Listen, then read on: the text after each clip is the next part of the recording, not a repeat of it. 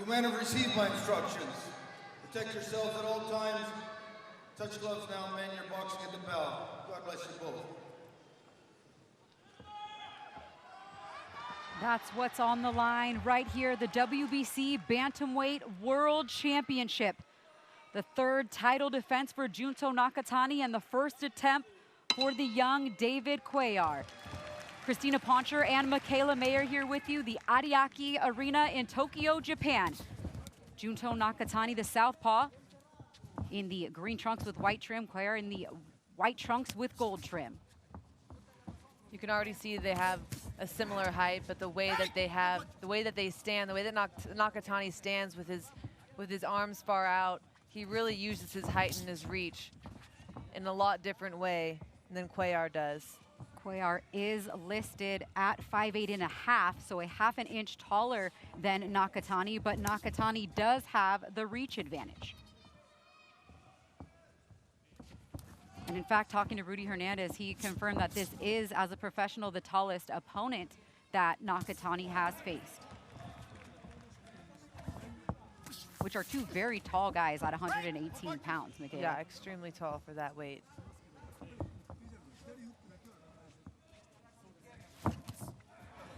But the way Cuellar's hands are close to his face, it's going to make it even more difficult to close that space on Nakatani. A nice left hand shot straight from Nakatani.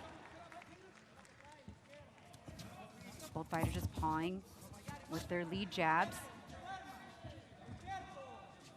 Cuellar's first fight outside of Mexico, first scheduled 12-rounder, and a tall task for the 23-year-old who turned pro at 15. You can see Cuellar looking to shift to the left of Nakatani, outside of Nakatani's jab hand. He's looking for the left hook to the body and the left hook to the head. Good little switch up there with the straight right hand. Finished with the left uppercut.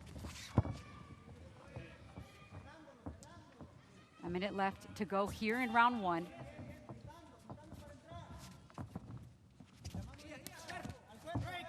We knew this is how Cuellar was going to fight. He has to put the pressure on Nakatani. You can't stay on the outside of Nakatani and expect to land, you know, with that reach that he has, and just the style, the countering style. He waits for his opponents to come in, and he counters them on their way in. So Cuellar has to pressure him, but he has to be smart about it. And so far, so good with that shift to the left, that rollout. Shot to the body with the left hand, and then a chopping left hand as Nakatani finds a way to close the distance. Back to the stick for Nakatani. Doubling up on the jab, solid left hand. Scores for the champ. Again, back to the left hand. Good little uppercuts from Cuellar on the inside. And round one ends with another left hand. WBC 世界バンタム級タイトルマッチ両選手の経歴戦歴をご紹介します。赤コーナー中谷潤と MT ジムです。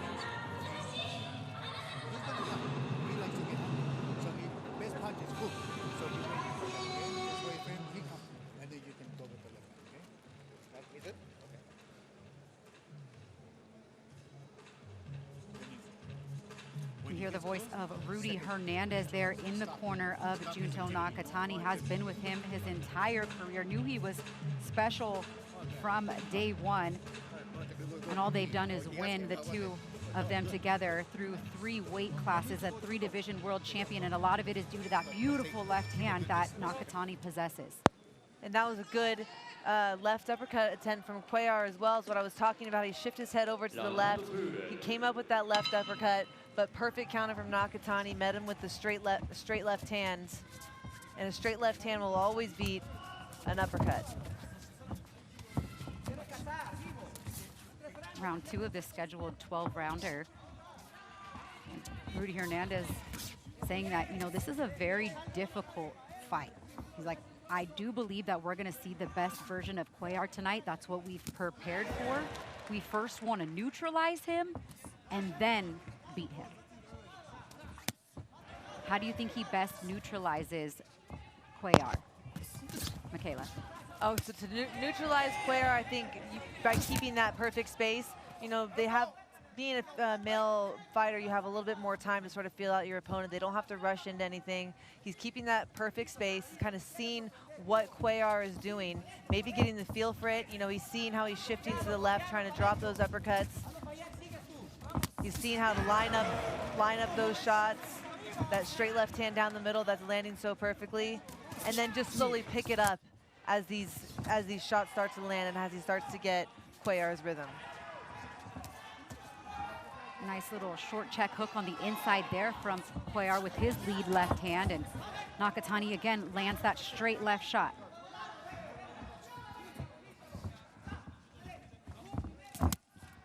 Beautiful jab there for Nakatani as Cuellar looks to try to close the distance and land a shot downstairs to the body with the right hand. Good hook uppercut from Cuellar.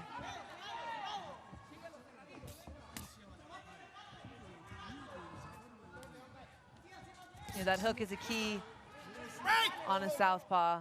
Cuellar has a good, strong left hook. He's already trying to utilize it and find a home for it. Yeah, by far, Cuellar's best punch is his left hook. Go figure. A Mexican with the outstanding left hook. It's going to be harder to land on someone like Nakatani, who has the reach advantage and who does box from the outside. But so far, he's able to close that space. He is finding a home for the left hook so far. And a big left hook from Nakatani as well. His backhand again. It's not a straight left hand. He's sort of kind of looping it around the glove of Cuellar. 20 seconds left here in round two, and catches him there with a good shot, does Cuellar, closing the distance. But Nakatani's straight left has been a money shot. Yes! Right! Let him go, let him go, let him go. Right.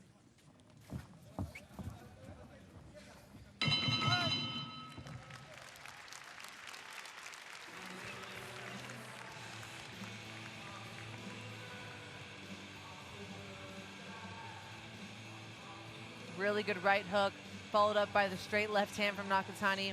Takes a great little pivot out to the side, not allowing Cuellar to counter him in any way.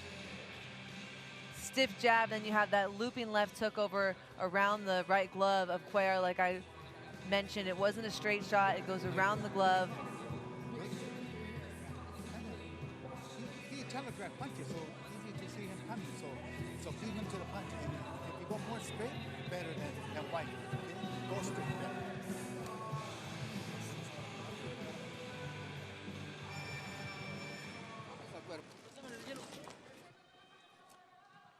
Rudy Hernandez telling Nakatani there that he's telegraphing his punches. So I want you to bring in your shots a little bit more straight. They don't even need to kind of loop around. Tighten it up and shoot your shots more straight.